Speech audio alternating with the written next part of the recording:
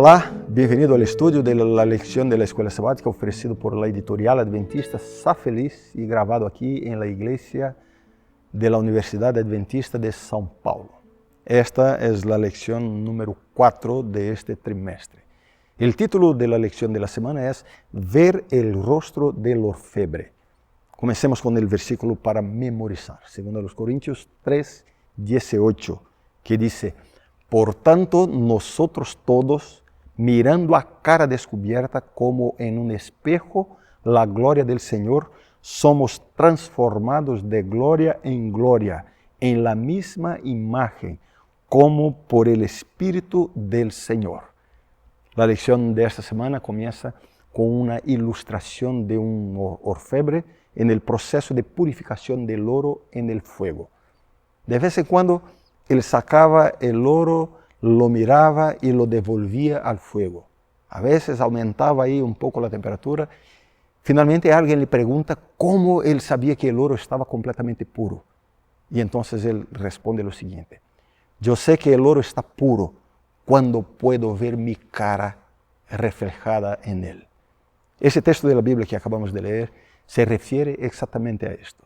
Dios nos somete a un proceso de purificación que nos cambia gradualmente hasta que reflejemos su imagen en nosotros. Y al igual que el oro, este proceso también tiene lugar en el fuego de las pruebas, del sufrimiento. Así es como nos perfeccionamos hasta reflejar la imagen de Dios en nosotros. Esta semana vamos a estudiar el papel del sufrimiento en ese proceso de purificación del carácter y cómo entenderlo en el contexto de la gran controversia. Así que si estás lleno de dudas por las cosas malas que han pasado en tu vida, yo estoy seguro de que la lección de esta semana será una bendición para ti.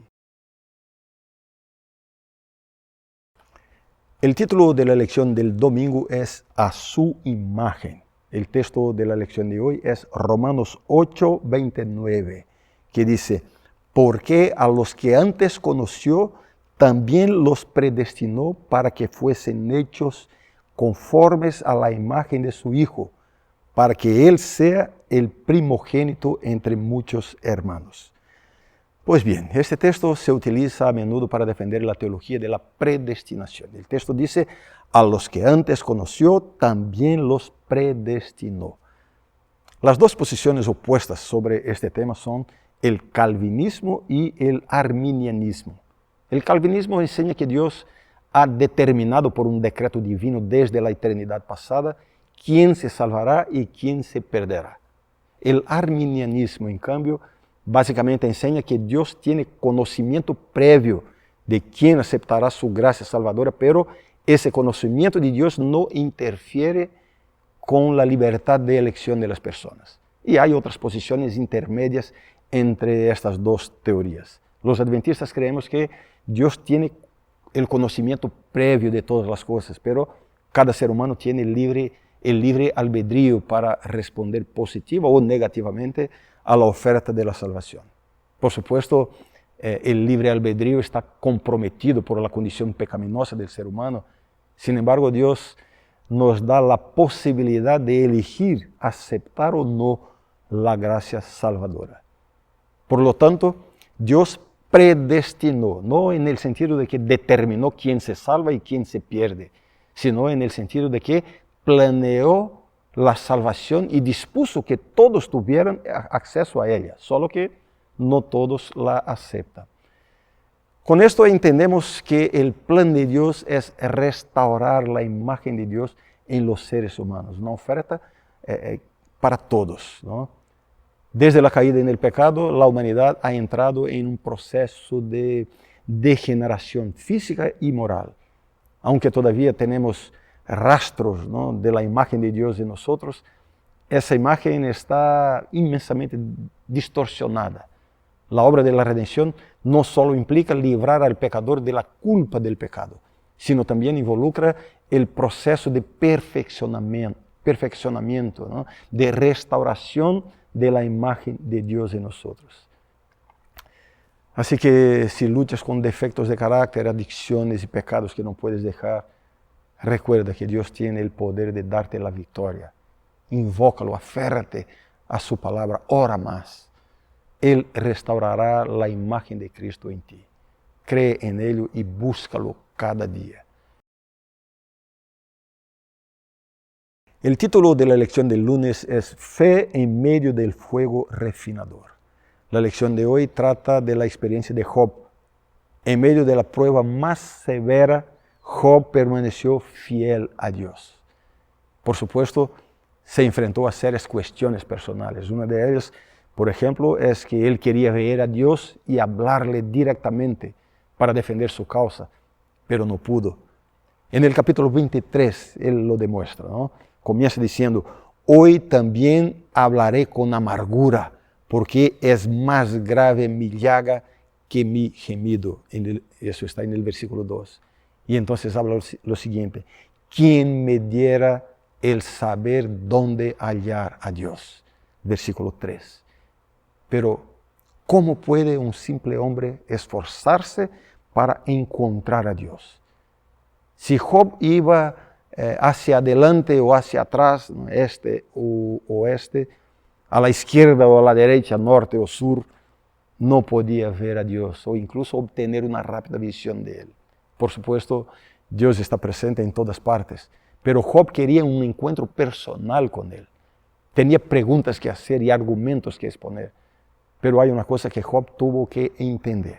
Y sabes, tal vez sea una cosa importante que tú también entiendas hoy, especialmente si eres un siervo de Dios o una sierva de Dios y estás enfrentando pruebas severas en tu vida. Entiende bien lo siguiente. Cuando Dios pone a su propio pueblo en el horno, en el fuego, Él mantiene su ojo en el reloj, por un lado, y mantiene su mano en el termostato, de otro lado. ¿Entiendes lo que estoy queriendo decir, no? Dios conoce el tiempo y la temperatura que se puede soportar. Podemos cuestionar por qué lo hace o por qué no apaga el calor, pero nuestras preguntas solo son evidencias de incredulidad. Job 23, versículo 10, es la respuesta. Él dice, mas Él, Dios, conoce mi camino, me probará y saldré como oro. El oro no tiene miedo al fuego. El horno solo puede hacer que el oro sea más puro y más brillante. ¿Entiendes lo que estoy diciendo, no? Que el Señor te bendiga y que le seas fiel en tu vida, ¿no? Al final lo entenderás todo lo que te está pasando en la vida y finalmente alabarás a Dios por todo también. La lección del martes se titula Las últimas palabras de Jesús. La lección de hoy se refiere a dos parábolas pronunciadas por Cristo ya al final de su ministerio. Estas parábolas nos enseñan muchas cosas sobre la preparación que debemos tener para su segunda venida. Primero, en la parábola de las 10 vírgenes, vemos que todas dormían, es decir, todas fallaron, pero a 5 de ellas les sobraba aceite. El aceite tiene aquí un doble significado, un doble sentido. Primero simboliza el Espíritu Santo, una demostración de que la presencia del Espíritu Santo en la vida de uno hará toda la diferencia en la preparación para el regreso de Jesús. El aceite también simboliza el carácter. En efecto, el carácter se perfecciona por obra del Espíritu Santo. Ahí está la conexión entre el Espíritu Santo y el carácter. La formación del carácter es el centro, es el foco, ¿no?, de la obediencia a la ley de Dios. La función de la obediencia no es obtener méritos ante Dios. Eso es legalismo, salvación por obras. La obediencia a la ley tiene la función de moldear nuestro carácter, ¿no?, a semejanza del carácter de Cristo. La ley es la expresión del carácter de Dios. Y mientras obedecemos la ley, nuestro carácter está siendo moldeado por ella. Si el carácter no se santifica, si no somos preparados para ello, la eternidad con Dios sería un tormento.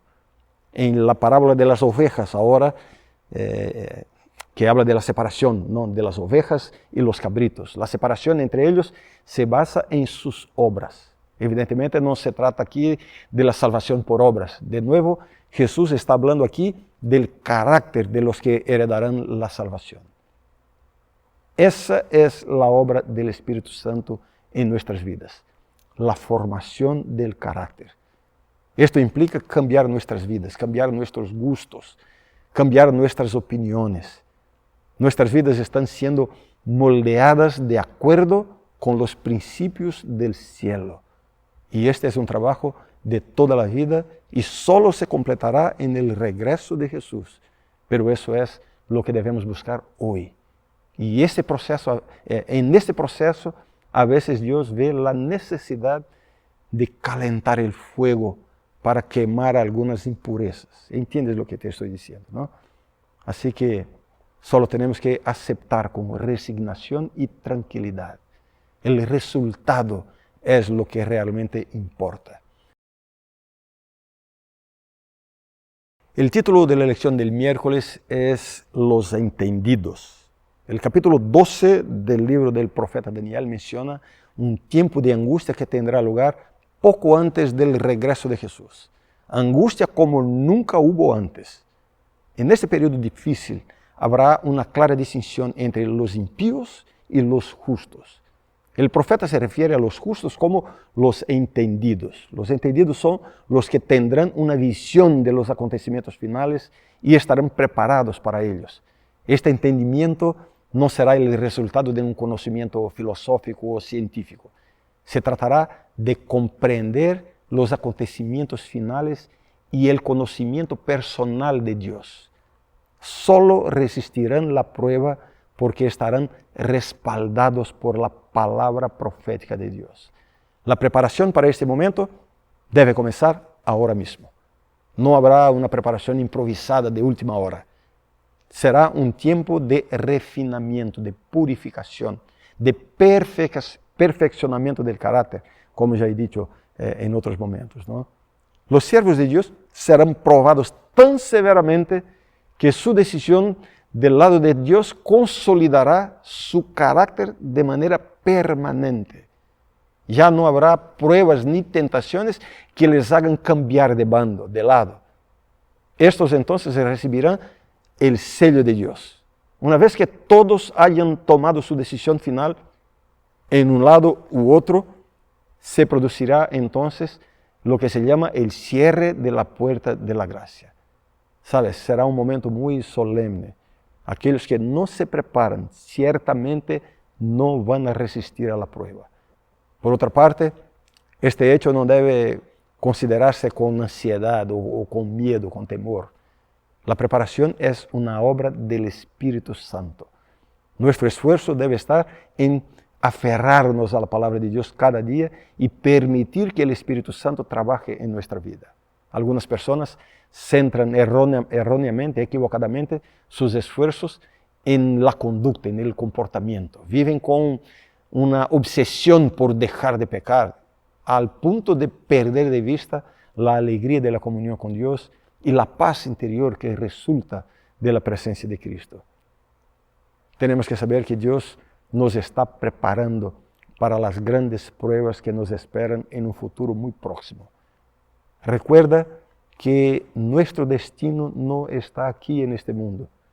Todo aquí es solo una preparación para algo mucho más grande y mucho mejor.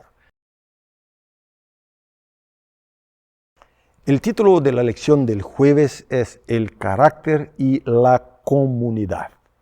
La lección de hoy habla de la importancia de la vida en comunidad. El cristianismo es una religión de comunidad. La salvación, por supuesto, es individual, pero la vida comunitaria es esencial para la fuerza y la madurez cristianas. Según Efesios capítulo 4, versículo 16, una de las evidencias de la madurez cristiana es la cooperación. Y la cooperación se ejerce en comunidad. Somos conscientes de que como miembros de un solo cuerpo y de un cuerpo local, la iglesia, nos pertenecemos unos a otros, nos afectamos mutuamente y nos necesitamos unos a otros. Cada creyente, por insignificante que parezca, tiene un ministerio para otros creyentes. El cuerpo crece a medida que los miembros individuales crecen. Y crecen a medida que se alimentan de la palabra y se ministran unos a otros. Ahora quiero llamar tu atención sobre un punto muy preocupante, muy importante.